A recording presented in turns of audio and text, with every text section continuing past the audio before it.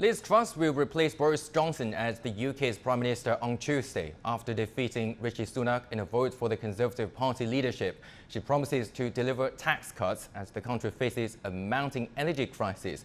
Our reporter Nawied Jabarkhyl reports from London.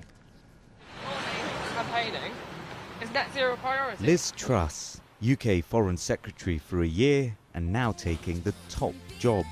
She held a steady lead over her centrist opponent Rishi Sunak in the national runoff to become Conservative Party leader, despite lacking initial support among her parliamentary colleagues. An illustration of how positions can change within this complicated, factional party. Truss focused her campaign on promises of immediate tax cuts across the board, corporate and personal, claiming it would spur economic growth, even as many economists challenge the approach.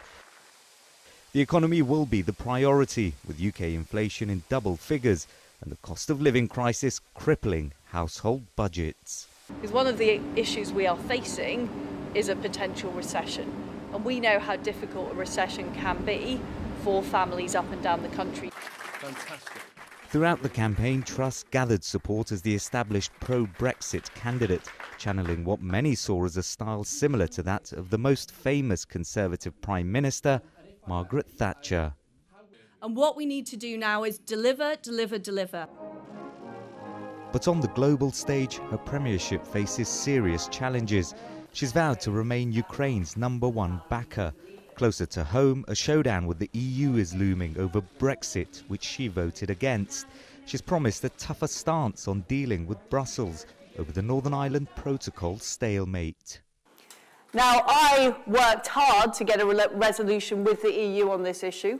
It wasn't forthcoming, but I'm not somebody who's prepared to let the situation drift. A popular message with her party, but it could risk legal battles and a trade war. She's also angered allies with off-the-cuff remarks. President Macron, friend or foe? The jury's out.